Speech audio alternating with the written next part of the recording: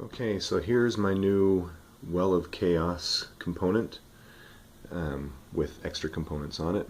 I made this out of chipboard. Actually, it was some old book covers from a book that I had that was falling apart, and I used a little leather punch to try to punch out all these gears, but as you can see, they really kind of didn't hold very well after finishing it up. They really need to be laser cut, like something like this. But even that, I've noticed that eventually they start to fray after a little while on the ends. So I think this component's probably going to have to be made with some plastic. But it works okay so far, at least for demonstration. The purpose of this is to move this chaos token around and affect players in different ways, but it is also a countdown for chaos winning the game. So chaos acts as sort of an opponent, a common opponent of all the other players, and the players are trying to banish the chaos, but they don't cooperate. They're very competitive about it because they figure they're the only ones that can successfully do the alchemy right without setting free the chaos in the process. They figure everyone else is going to make it worse, and players can make it worse. And even though we have some randomness here with the spinner, it's all about whether players choose to use a creeping chaos card to try to give their opponents a token that might mess up their alchemy, and by messing with the chaos you're triggering this mechanism here. Or if you aren't really well prepared in your alchemy experiments and you can't complete one of these rows, you have to trigger the Well of Chaos and see what happens. So it comes down to players' abilities here and players' choices here whether or not they're going to trigger this Well of Chaos.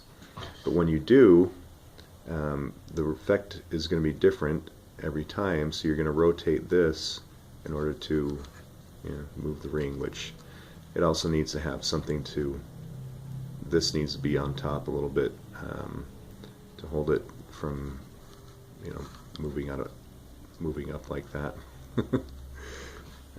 Alright, so anyway, but the idea here is bad for my demo video. Alright, the idea here is that this is going to move. It's going to rotate one space basically every time, so when you spin this you're going to have something removed, and you're going to have a location matched up to a symbol that each character, each player is going to have one or two of these symbols, depending on how many players there are, and that's going to show where this chaos token is going to be placed on which player's board. So the chaos will move around. If it ends up being a symbol that no player has, and the chaos will retreat to the wastelands and not bother anybody for a little while. But as this rotates again to a new position, you're going to have the effect lining up with a different player. So the effects are and locations are going to be changing which players it's matched up with. And then you spin it again. Okay, even as these are removed, if it lands on a spot that's already had a crystal removed, that effect still happens. It's just once these crystals are all gone, the game will win. Now eventually it's going to be harder to lose crystals, because the fewer you have, the less chance you have of the needle landing on one.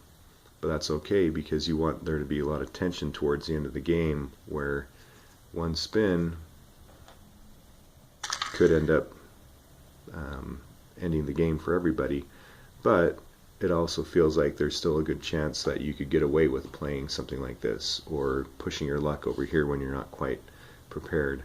So you can still take your risks and take your chances that things will be okay here, but all it takes is one bad spin to end to end the game.